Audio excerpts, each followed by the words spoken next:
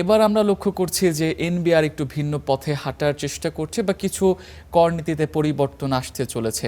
আসলে বিষয়গুলো কিভাবে দেখছেন, কোন পথে হাঁটছে এনবিআর? ধন্যবাদ আপনাকে। আপনি জানেন যে বাজেট প্রায় দরজায় কড়া নাড়ছে। আমাদের 11 তারিখে বাজেট দেওয়া হবে এবং এটা বিএনপি জোট সরকারের প্রথম বাজেট এই সময়ে।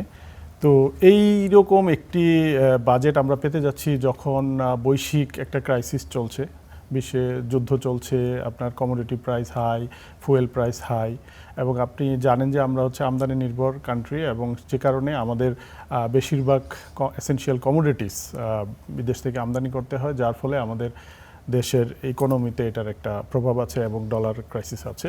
তো সেই রকম সময়ে একটি বাজেট আমরা পেতে যাচ্ছি এবং যে বাজেটটি আসলে অনেক বড় একটি বাজেট, প্রায় 9,30,000 কোটি টাকার।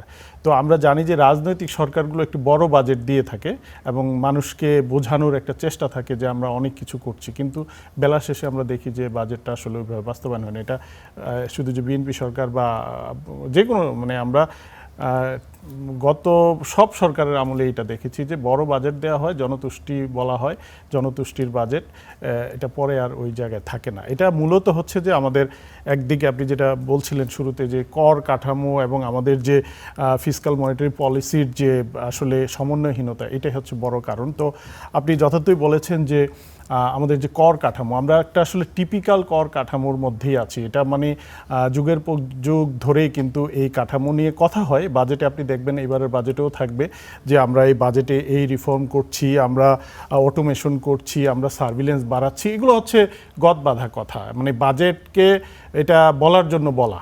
এনবিআর এটা প্রতি বছরে করে এবং বারবারই বলতে হচ্ছে যে এটা সবসময় একটা ধারাবাহিকতা। আগের বাজেট এবং তার পরের বাজেট কিছু শব্দ এদিক সেদিক করা হয়, করে কিন্তু এটা করা হয়। আসলে প্র্যাকটিক্যাল ফিল্ডে যে কর প্রশাসন, যেটা আপনি কর আহরণ করবে, ট্যাক্স পেয়ারের কাছ থেকে করটা নিয়ে আসতে হবে, তো টাকাটা জনগণের কাছ থেকে আনতে হলে আপনার যে ক্যাপাসিটি এবং যে ধরনের সিস্টেম ইন্টিগ্রেশন দরকার, সেটা কিন্তু কখনোই করা হয় না।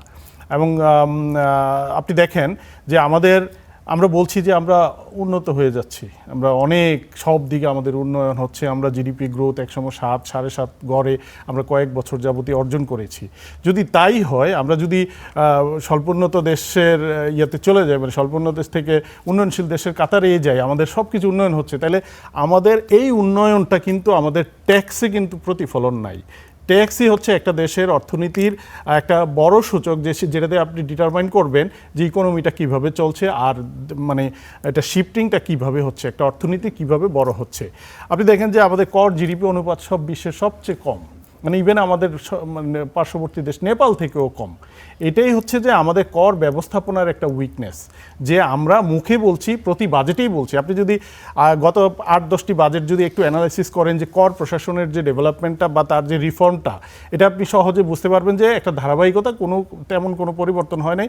ধরেন গত 5-7 বছরে হয়তো আমাদের কর অঞ্চলগুলো বাড়ানো হয়েছে, সংখ্যায় বাড়ানো হয়েছে, কিছু সংখ্যায় লোকজন নিয়োগ করা হয়েছে, কিছু অফিস সেট আপ করা হয়েছে, সেটাও ওইরকম অর্থে যথার্থ না। আমাদের ইকোনমি যদি সত্যিকার অর্থে, আমাদের ইকোনমি তো অবশ্যই এগিয়েছে, তো সেই অনুযায়ী কিন্তু আমাদের যে ট্যাক্স পেয়ারের যে নেটের মধ্যে আসার কথা, সেটা কিন্তু হয় নাই। আপনি দেখেন আমরা বছর শেষে যেটা দেখি যে 3-4 দফা যদি সময় বাড়ানো হয় রিটার্ন জমা দেওয়ার জন্য, এরপরে আমরা দেখি যে এই বছর যেটা আমরা দেখছি 1,30,00,000 উপরে হয়তো বা রিটার্ন টিআইএন আছে মানুষের। আপনি দেখেন 18-19 কোটি মানুষ আমাদের, সেখানে আমরা বলছি যে 1,30,00,000 মতো আমরা টিআইএন ধারী আছে, তার মধ্যে ট্যাক্স রিটার্ন জমা দিয়েছে মনে হয় 50 লাখের মতো, তার মধ্যেও সবাই ট্যাক্স দেয়নি, অন্তত 10-15 লাখ হচ্ছে ট্যাক্সই দেয় না, জিরো ট্যাক্স দেয়। তাহলে আমরা ট্যাক্স দিচ্ছি কয়জন?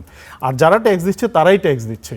এটা হচ্ছে যে সবচেয়ে বড় আমাদের কর প্রশাসনের সবচেয়ে দুর্বল জায়গা, যে যারা কর দিচ্ছে তারাই কর দিচ্ছে প্রতি বছর, তার ফাইলটাকেই আপনি 5%, 10% বা 15% এডিশনাল ধরেই কিন্তু এটাকে অ্যাসেস করা হচ্ছে।